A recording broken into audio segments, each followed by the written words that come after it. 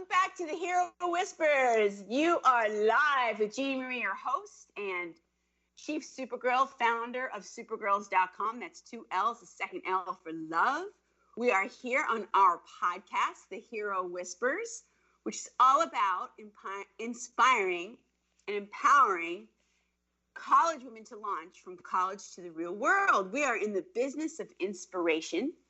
And today we have a fabulous queen, Marie Williams, who I will introduce to you in a moment. And she is going to give us the 5 things you need to know to make the biggest decision of your life. If you stay until the end of the podcast, we will give you the info to get those secret things. So welcome to the show. Thanks for joining in today. And without further ado, let's get started. Let's introduce Marie Williams. So we go way back. Actually, we went to business school together at the Wharton School. She has done so many amazing things in her life. And I'm just going to read her bio because it's just so fabulous. Okay. Marie is an innovative, multilingual business leader with international experience. She is an experienced marketing and technology executive who has expertise across multiple disciplines and excels in devising pragmatic, data-driven, and creative solutions to complex business problems. She has a deep understanding and passion for the customer and associate experience across the broader ecosystem and values the impact that a positive experience can have on the bottom line of the business. Marie is currently Director of Technology for Marriott International. Prior to joining Marriott, Marie held digital and marketing leadership roles at a number of Fortune 500 companies, including Hilton Worldwide, Capital One Financial, and Ford Motor Company. She is known for achieving outstanding results by building highly motivated teams and collaborative relationships inside and outside of the enterprise. Marie holds a BA in economics from the University of California, Santa Barbara, as well as an MBA in marketing and finance from the Wharton School of the University of Pennsylvania, and an MA in international studies from the University of Pennsylvania. She is no slouch. Fun fact, Marie has served as trustee of the UC Santa Barbara Foundation since 2013 and served 6 years on the UC Santa Barbara Alumni Association Board of Directors. She is currently co-chair of the Washington, D.C. Regional Leadership Committee for UC Santa Barbara and an Education Abroad Program Ambassador. In addition, she has volunteered for numerous other nonprofit causes, including as a life skills trainer at homeless shelters in Washington, D.C. She also loves to travel and bake and recently discovered the joys of sourdough, not to mention the joys of motherhood. Welcome to the show, Marie. Thank you very much. It's great to be here. I'm so happy that we reconnected recently. Marie and I reconnected because our reunion, our class reunion, I won't tell you what year it was this year. And because of COVID, we couldn't do the real live face-to-face reunion. So we had to do everything virtually. And it's been amazing. We started a women's group and Marie's part of that women's group. And again, it just kind of piggybacked on everything that we're doing here with Girl Power and helping create a support network and a mentor network for our young women that are on the rise. So I'm so happy I got to reconnect with Marie because she is phenomenal. She has all this unbelievable experience as a leader. And it was really hard to decide like what to talk about today with her because there's just so much. So let's start with the leadership and actually Marie, and let's talk about, you know, how did you evolve as a leader and also excel in all of these like Fortune 500 companies, which is very, very difficult, especially as a woman. Let's hear it. Let's hear your story. Okay. Well, the leadership thing, I have to say a lot of this is about being open to opportunities and then growing from the experiences you're given, as well as what you proactively do. So I started in consulting way back when after undergrad, which is very much an up or out, right? So there's leadership there in the sense that you're leading projects from a pretty early stage in your career. But then later on, when I went to work for Ford Motor Company and had my first bigger teams where I was managing 5, 10 people, sometimes more, was where that really started to matter and where I started to evolve my leadership skills. And what was key along that process, honestly, was feedback. And it wasn't always welcomed. I'd say early in my career when I got some constructive criticism, it was pretty painful to hear, but it was extremely helpful. Looking in retrospect, like some of the earliest feedback I got in my career has probably been some of the most profound to help me develop into a leader where my style is I want a vision and I want us all to focus on that vision, and it makes it more fun for everybody. And then we all are contributing to that vision. It's what makes my job more fun. It's what makes my life more fun. And I think it makes it more fun for everybody involved. So, and the whole Fortune 500, it's interesting because I really have spent my entire career there. I'm not sure what I would do in a different size company at this point. But I think it was kind of happenstance. I mean, at Wharton, that happened to be who came interviewing, and I happened to take a chance and go work for Ford Motor Company, primarily because of the international opportunities that they had for me. And once you get comfortable, there are some key differences that I'm happy to talk about if you'd like, that are key to succeeding and prospering in Fortune 500 versus, say, a smaller company. Okay. Yes, that is like gold. Not everyone can survive in these corporate environments. It's a real skill set that you develop. And interesting, you started from consulting and moved over to the corporate world. So that's a huge difference too, right? That's a big transition. Huge, yeah. That was. And I mean, yeah, go ahead. No, I'm just going to say, like, you have to have a nose to really understand culture and people to be able to do that and then be successful, because it is a completely different type of environment. Well, and it's interesting you said culture, because I would say not just culture from going from consulting to Fortune 500, but culture from going from one 500 to another. The culture at Ford Motor Company could not be more different than the culture at Capital One.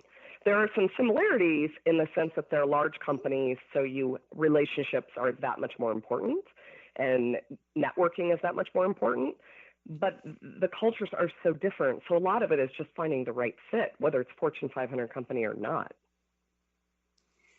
Well, how do you do that? How do you find the fit? So I think a lot of it is, it's in the, and I almost hate to call it networking, because when I started my career, I thought networking was kind of a dirty word. It's kind of the way back then, boys and girls were raised differently, and girls were taught to play nice with each other, and networking was kind of seen as a little bit slimy, perhaps. And once I had to get past that, and actually it was at Ford that I figured out it's really just about developing relationships. It's just another name for that. I mean, that's right. Right? Most people don't use it to say, give me a job. In fact, that's pretty counterproductive. But if you just see it as learning from it. It's true. And the thing is, I just want to point one thing out, not to interrupt you, but one of the things that we try to do here at Supergirls and our college girls that we help is explain the whole concept of networking, that it is about building relationships, because you're right. Everyone thinks it's just about calling someone for a job. No, that's not what it is. No, it's the opposite. And actually, I would say if you wait till you need a job to call them for a job, you're already too late anyway, right? You need to have an established relationship so they know who you are and what you can do, and have given you perhaps advice and feedback along the way. And then they can become your most powerful allies. Absolutely.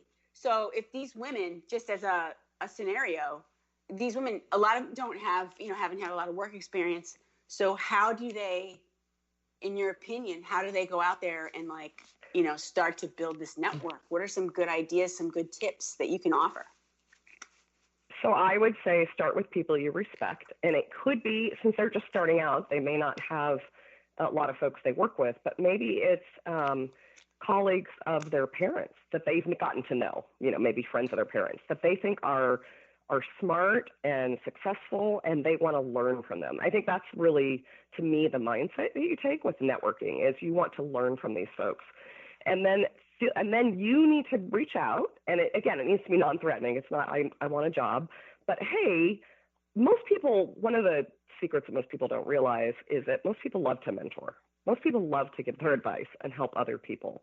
So you have to know that going in, but you need to reach out and say, hey, I would love to have coffee with you, just take an hour of your time. Would love to learn from you and learn more about whatever it is you're interested in learning about. Either it's learning about them, it might be learning about how they've done certain things, it might be just learning about their company. Getting back to the question you asked about culture, is you find people that you know, either you know personally or through the network. I don't know how familiar your audience is with LinkedIn, but use LinkedIn to find people that may be second or third connections. You may not know them at all, but talk to them and ask them what the culture is like there. Most people are going to be happy to share that with you.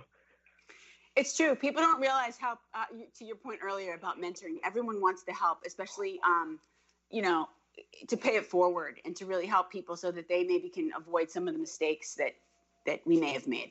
So we're all about that. And especially our network, I know that like a lot of my tribe, including you, that's how we roll, right? That's in our DNA. So as you find more and more people alike, it's like, it's comfortable. It's not weird anymore. It's not awkward because everyone's got the same ideals. Exactly. We all put our pants on, one leg at a time, so to speak. I remember reaching out. I really, really respect he was actually higher than SVP. I'm not sure what the official title was, but Chief Operating Officer at Marriott International. Shortly after I had started working there, and I really, really respected him. And I literally just reached out and said, would it be possible to meet with you? And they got me on his calendar like right away. And we've developed a friendship. So it's really kind of phenomenal. Never sell yourself short. It's really kind of phenomenal, the access that you can have and what you can learn from people like that.